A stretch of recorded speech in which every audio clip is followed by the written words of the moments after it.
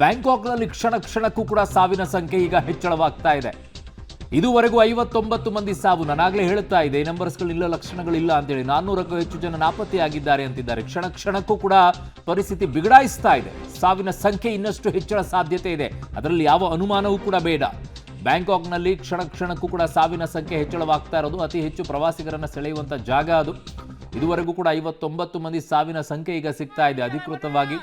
400ಕ್ಕೂ ಹೆಚ್ಚು ಜನ ನಾಪತ್ತೆಯಾಗಿದ್ದಾರೆ ಅಂತಿದ್ದಾರೆ. ನಾಪತ್ತೆಯಾಗಿರುವಂಥವ್ರ ಪರಿಸ್ಥಿತಿ ಏನಿದೆ, ಬದುಕಿದ್ದಾರಾ ಅಥವಾ ಇಲ್ವಾ, ಎಲ್ಲಿದ್ದಾರೆ, ಏನು ಎತ್ತ ಅಂತ ಏನೂ ಸಿಗ್ತಾ ಇಲ್ಲ. ಅನೇಕ ಕಟ್ಟಡಗಳ ಅಡಿಯಲ್ಲಿ ಸಿಕ್ಕಾಕೊಂಡಿರುವಂಥವ್ರು ಇದ್ದಾರೆ. ಕಾರಣ ಪ್ರವಾಸಿಗರು ಹೋಗಿರುವಂಥವ್ರು ಅನೇಕರು ಇರ್ತಾರೆ. ಅವ್ರು ಎಲ್ಲಿ ಸಿಕ್ಕಾಕೊಂಡಿದ್ರು, ಅವ್ರ ಪರಿಸ್ಥಿತಿ ಏನಿದೆಯೋ ಅದೊಂದ್ಸಲ ಚೆಕ್ ಮಾಡ್ಕೊಳ್ಬೇಕು. ಇಲ್ಲಿಂದ ಹೋಗಿರುವಂಥವ್ರು ಯಾರಿದ್ದಾರೆ? ಬ್ಯಾಂಕಾಕ್ ಅಂತಂದರೆ ಕರ್ನಾಟಕದಿಂದ, ಭಾರತದಿಂದ ಅತಿ ಹೆಚ್ಚು ಸಂಖ್ಯೆ ಪ್ರವಾಸಿಗರು ಹೋಗುವಂಥ ಜಾಗ ಅದು, ಥೈಲ್ಯಾಂಡ್ನಲ್ಲಿ. ಸೊ ಆ ಭಾಗಗಳಲ್ಲಿ ಎಷ್ಟು ಜನ ಈಗ ಸಿಕ್ಕಾಕೊಂಡಿದ್ದಾರೆ ಅದೊಂದ್ಸಲ ಕೇಳಬೇಕು. ಯಾಕಂದರೆ ಪ್ಯಾಕೇಜ್ಗಳ ಮೇಲೆ ಹೋಗಿರ್ತಾರೆ ಕೆಲವೊಂದಿಷ್ಟು ಟೂರಿಸ್ಟ್ಗಳು. ಆ ಪ್ಯಾಕೇಜಲ್ಲಿ ಹೋಗಿರುವಂಥವ್ರ ಪರಿಸ್ಥಿತಿ ಏನಿದೆ, ಯಾರು ಸಿಕ್ಕಾಕೊಂಡಿದ್ದಾರೆ, ಕರ್ನಾಟಕದವ್ರು ಯಾರು ಇದ್ದಾರಾ, ಭಾರತದವ್ರು ಯಾರು ಇದ್ದಾರಾ, ಎಲ್ಲಿ ಸಿಕ್ಕಾಕೊಂಡಿದ್ದಾರೆ, ಏನಿದೆ, ಸಂಪರ್ಕದಲ್ಲಿದ್ದಾರೆ ಆ ಕುಟುಂಬಸ್ಥರು, ಇವೆಲ್ಲವೂ ಕೂಡ ಈಗ ಹೋಗಬೇಕಾಗಿದೆ. ಈಗ ಹಾಗಾಗಿ ಭಾರತವು ಕೂಡ ಈ ನಿಟ್ಟಿನಲ್ಲಿ ಯೋಚನೆಯನ್ನು ಮಾಡಬೇಕು. ಸಹಾಯಹಸ್ತವನ್ನು ದೇಶ ಮಾಡುವಂಥದ್ದು, ಅವ್ರಿಗೆ ಏನು ಬೇಕಾಗಿದೆ ವ್ಯವಸ್ಥೆಯನ್ನು ಮಾಡುವಂಥದ್ದು ಎಲ್ಲವೂ ಕೂಡ ನಡೆಯುತ್ತೆ. ಬಟ್ ಇಲ್ಲಿಂದ ಹೋಗಿರುವಂಥವ್ರು ಯಾರು, ಸಿಕ್ಕಾಕೊಂಡಿರುವಂಥವ್ರು ಯಾರು, ಅದನ್ನು ಕೂಡ ಈಗ ಒಂದ್ಸಲ ಚೆಕಿಂಗ್ ಮಾಡೋಕ್ಕೆ ಶುರು ಮಾಡಬೇಕು. ಇಷ್ಟೊತ್ತಿಗೆ ಬರುತ್ತೆ ಇನ್ಫಾರ್ಮೇಷನ್ ಅಂತ ಅಂದ್ಕೊಂಡಿದ್ದೀನಿ.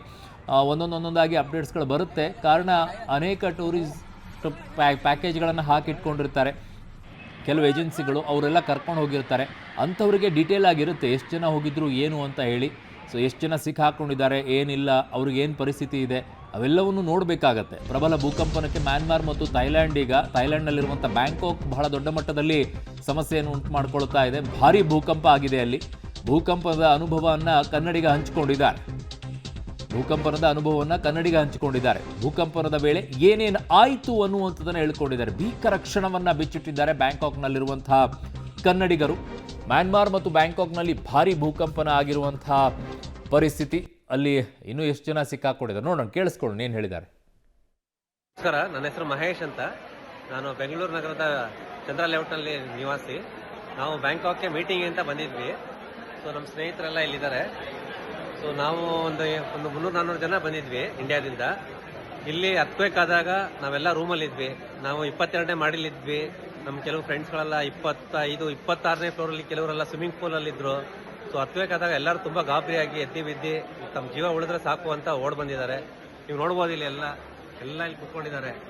ಯಾರೂ ಹೋಟ್ಲಿಗೆ ಹೋಗ್ತಾ ಇಲ್ಲ. ಇದು ಬೇರೆ ಹೋಟ್ಲು, ಎದುರುಗಡೆ ಇರೋಂಥ ಹೋಟೆಲ್ಲು. ಇಲ್ಲಿ ನಮ್ಮನ್ನ ತಾತ್ಕಾಲಿಕವಾಗಿ ಇಲ್ಲಿ ಇಟ್ಟಿದ್ದಾರೆ. ಸೊ ನಾವೆಲ್ಲ ಸೇಫ್ ಆಗಿದ್ದೀವಿ, ನಮ್ಗೆ ಯಾವುದೇ ಥರ ತೊಂದರೆ ಆಗಿಲ್ಲ, ಎಲ್ಲ ಚೆನ್ನಾಗಿದ್ದೀವಿ. ಥೈಲ್ಯಾಂಡ್ ಬ್ಯಾಂಕಾಕ್ ಅಲ್ಲಿ ಇದೀವಿ, ಅವನಿ ಹೋಟೆಲ್. ಸೊ 1:15-1:20 ಹಂಗೆ ಸ್ಟಾರ್ಟ್ ಆಯ್ತು. ಸೊ ನಾವು ಎಲ್ಲ 10th ಫ್ಲೋರ್ ಅಲ್ಲಿ ಇದ್ವಿ. ಫುಲ್ ಬಿಲ್ಡಿಂಗೇ ಸೇಕ್ ಆಗಿ ಸ್ಟಾರ್ಟ್ ಆಯ್ತು. ಸೊ ಅಲ್ಲಿಂದ ಎಲ್ಲಾರನ್ನೂ ಎವ್ಯಾಕ್ಯುವೇಟ್ ಮಾಡಿ ಎಲ್ಲಾರನ್ನೂ ಲೈಕ್ ಸೇಫರ್ ಇದಕ್ಕೆ ಬಂದ್ವಿ. ಸೊ ಆಸ್ ಆಫ್ ನೌ ಎಲ್ಲ ಸೇಫ್ ಆಗಿದ್ದಾರೆ. ಹೌದು, ಬ್ಯಾಂಕಾಕ್ ಏರಿಯಾದೆ ಎಲ್ಲ. ಸರ್, ಇಂಡಿಯಾದಿಂದ ಆಲ್ಮೋಸ್ಟ್ 500 ಪೀಪಲ್ ಇದ್ದಾರೆ ಇಲ್ಲಿ. ಎಲ್ಲ ಸೇಫ್ ಆಗಿದ್ದಾರೆ. ಹೌದು, ನಾನು 10th ಫ್ಲೋರ್ ಅಲ್ಲೇ ಇದ್ದೆ. ಲೈಕ್ ನನ್ಗೆ ಯಾವಾಗ ಫೀಲ್ ಆಯ್ತು ಬಿಲ್ಡಿಂಗ್ ಸೇಕ್ ಆಗೋದು, ಲೈಕ್ ಫಸ್ಟ್ ನಾನು ಅನ್ಕೊಂಡೆ ನನಗೆ ತಲೆ ಸುತ್ತಾ ಇದೆ ಅಂತ. ಆಮೇಲೆ realise like after seconds realise ಆಯ್ತು ಇಲ್ಲ ಬಿಲ್ಡಿಂಗ್ ಸೇಕ್ ಆಗ್ತದೆ ಅಂತ. ಹೋಟೆಲ್ ಅವರೆಲ್ಲ ಫಸ್ಟ್ ಅವ್ರ ಹೊರಗೆ ಹೊರಡೋದ್ರು. ಸೊ ನಾವು ಬೇರೆ ಎಲ್ಲ ಇರೋರ್ನೆಲ್ಲ ಎವ್ಯಾಕ್ಯುವೇಟ್ ಮಾಡಿ ಕರ್ಕೊಂಡ್ ಬಂದಿದ್ವಿ ಸೇಫ್ ಪ್ಲೇಸ್ಗೆ. ಹೌದು, ಸೇಮ್ ಹೋಟೆಲ್ ಅಲ್ಲೇ ಇದೀವಿ. ಸೊ ಬ್ಯಾಂಕಾಕ್ನಲ್ಲಿ ಕನ್ನಡಿಗರು, ಕರ್ನಾಟಕದಿಂದ ಹೋಗುವಂಥ ಪ್ರವಾಸಿಗರು ಅತಿ ಹೆಚ್ಚು ಸಿಗ್ತಾರೆ ನಿಮಗೆ. ಭಾರತದಿಂದ ಹೋಗುವಂಥವ್ರು ಅತಿ ಹೆಚ್ಚಾಗಿ ಸಿಗ್ತಾರೆ ಪ್ರವಾಸಿಗರು. ಅವರು ಭಾರತದಿಂದ ಹೋಗುವಂಥವ್ರನ್ನ ಭಾಳ ಚೆನ್ನಾಗಿ ವೆಲ್ಕಮ್ ಮಾಡ್ಕೊಳ್ತಾರೆ ಅಲ್ಲಿ. ಹೋದವ್ರನ್ನೆಲ್ಲ ಕೇಳಿದ್ದೀನಿ ಹೇಗೆ ಪರಿಸ್ಥಿತಿ ಅಂತ ಹೇಳಿ.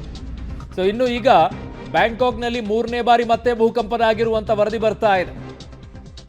ರಿಕ್ಟರ್ ಮಾಪಕದಲ್ಲಿ 4.3ರಷ್ಟು ತೀವ್ರತೆ ದಾಖಲಾಗಿದೆ. ಮೊದಲನೇದು 7ಕ್ಕಿಂತಲೂ ಹೆಚ್ಚು, ಎರಡನೇದು 6ಕ್ಕಿಂತಲೂ ಹೆಚ್ಚು, ಈಗ 3ನೇದು 4ಕ್ಕಿಂತಲೂ ಹೆಚ್ಚು. 300ಕ್ಕೂ ಹೆಚ್ಚು ಕನ್ನಡಿಗರು ಪಾರಾಗಿದ್ದಾರೆ. ಬ್ಯಾಂಕಾಕ್ನಲ್ಲಿ 3ನೇ ಬಾರಿ ಕಂಪನ ಆಗಿರೋದು. ರಿಕ್ಟರ್ ಮಾಪಕದಲ್ಲಿ ದಾಖಲಾಗಿರೋದು 4.3ರಷ್ಟು ತೀವ್ರತೆ. 4.3ರಷ್ಟು ತೀವ್ರತೆ ಇದೆ. ಯಾವ ರೀತಿಯಲ್ಲಿ ನೀವು ನೋಡ್ತಾ ಇದ್ರೆ, ಯಾವುದೋ ಒಂದು ಮೂವಿಯಲ್ಲಿರೋ ಶೂಟ್ ಮಾಡ್ತಾ ಇದ್ರೆ ರೀತಿಯಲ್ಲಿ ಕಾಣಿಸ್ತಾ ಇದೆ ನಿಮಗೆ. ಬಟ್ ಹಂಗೆ ಆ ರೀತಿಯಾದಂಥ ಪರಿಸ್ಥಿತಿಯಲ್ಲಿ ನಿರ್ಮಾಣವಾಗಿ ಹೋಗಿದೆ. ಆ ದೇಶ ಈಗ ಪುಟಾಣಿವಾಗಿರುವಂಥ ದೇಶಗಳು ಇವನ್ನೆಲ್ಲ ನಿಭಾಯಿಸ್ಕೊಳ್ಳೋದು ಭಾಳ ಕಷ್ಟ ಆಗಿಬಿಡುತ್ತೆ. ಈಗಷ್ಟೇ ತಲೆ ಎತ್ಕೊಂಡು ಹಾಗೂ ಹೀಗೂ ಮಾಡಿ ಮೇಲೆ ಎದ್ದಿರುತ್ತವೆ. ಈ ಥರ ಆದ ತಕ್ಷಣ ಮತ್ತೆ 10-15 ವರ್ಷ ಹಿಂದಕ್ಕೆ ಹೋಗುವಂಥ ಪರಿಸ್ಥಿತಿ ಆ ದೇಶಕ್ಕೆ ಆಗಿಬಿಡುತ್ತೆ. ಈಗ ಪ್ರಪಂಚದಲ್ಲಿರುವಂಥ ಬೇರೆ ದೇಶಗಳೆಲ್ಲ ಅವ್ರಿಗೆ ಸಹಾಯವನ್ನು ನೀಡುತ್ತವೆ, ಮತ್ತೆ ಅದನ್ನು ರೆಡಿ ಮಾಡ್ಕೊಳ್ಬೇಕಾಗತ್ತೆ. ಸಮಯ ತುಂಬ ತಗೊಳುತ್ತೆ. ಭಯದಿಂದ ಹೊರಗೋಡಿದ್ದಾರೆ ಜನ ಎಲ್ಲ ಕಟ್ಟಡಗಳಿಂದ. ಕೆಲವರು ಮತ್ತೆ ಕಟ್ಟಡಗಳ ಕೆಳಗಡೆ ಆಶ್ರಯವನ್ನು ಪಡ್ಕೊಂಡಿದ್ದಾರೆ. ಈಗಾಗಲೇ ಕನ್ನಡಿಗರು ಹೇಳ್ತಾ ಇದ್ರು, ಇನ್ನೊಂದು ಹೋಟೆಲಲ್ಲಿ ಬಂದು ನಾವು ಆಶ್ರಯವನ್ನು ಪಡ್ಕೊಂಡಿದ್ದೀವಿ ಅಂತ ಹೇಳಿ. ಬಯಲು ಪ್ರದೇಶಕ್ಕೆ ಹೋಗಬೇಕು, ಓಪನ್ ಆಗಿರುವಂಥ ಪ್ಲೇಸಿಗೆ ಹೋಗಬೇಕು ಅಂತಂದರೂ ಅಲ್ಲಿ ಪರಿಸ್ಥಿತಿ ಆ ರೀತಿಯಾಗಿ ಇದೆಯೋ ಇಲ್ವೋ. ಒಂದೊಂದು ದೃಶ್ಯ ಕೂಡ ನೋಡ್ತಾ ಇದ್ದೀರ ನೀವು ಹೇಗಿದೆ ಅಂಥೇಳಿ. ಏನು ಅನಿಸಿರ್ಬೇಕು ನಿಮಗೆ. ಇಲ್ಲಿ ಯಾವುದೋ ಒಂದು ಬಿಲ್ಡಿಂಗನ್ನು ಒತ್ತುವರಿ ಮಾಡ್ಕೊಂಡಿರೋದನ್ನು ತೆರವು ಮಾಡಬೇಕಾದ್ರೆ ಹೇಗಿರುತ್ತೋ ಹಂಗೆ ಕಾಣಿಸ್ತಾ ಇದೆ. ಅದು ಭೂಕಂಪನದಿಂದ ಬೀಳ್ತಾ ಇರುವಂಥ ಕಟ್ಟಡಗಳನ್ನು ನೋಡಿ.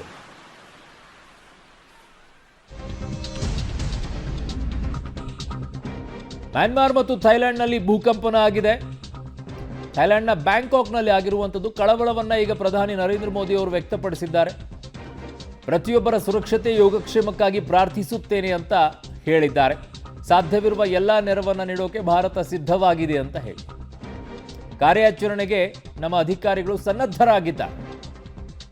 ಸೊ ಪ್ರಧಾನಿ ನರೇಂದ್ರ ಮೋದಿ ಅವರು ಟ್ವೀಟ್ ಮೂಲಕವಾಗಿ ಹೇಳಿದ್ದಾರೆ. ಇದನ್ನು ಎಕ್ಸ್ ಖಾತೆಯಲ್ಲಿ ಪೋಸ್ಟ್ ಮಾಡಿದ್ದಾರೆ. ಮ್ಯಾನ್ಮಾರ್ ಮತ್ತು ಥೈಲ್ಯಾಂಡ್ನಲ್ಲಿ ಭೂಕಂಪನ ಆಗಿರುವಂಥ ವಿಚಾರದಲ್ಲಿ ನಮಗೆ ಹತ್ತಿರದಲ್ಲೇ ಇರುವಂತಹ ದೇಶಗಳು ಏನೆಲ್ಲ ನೆರವು ಬೇಕೋ ಆ ನೆರವುಗಳನ್ನು ಕೊಡೋಕ್ಕೆ ಮುಂದಾಗತ್ತೆ ಭಾರತ.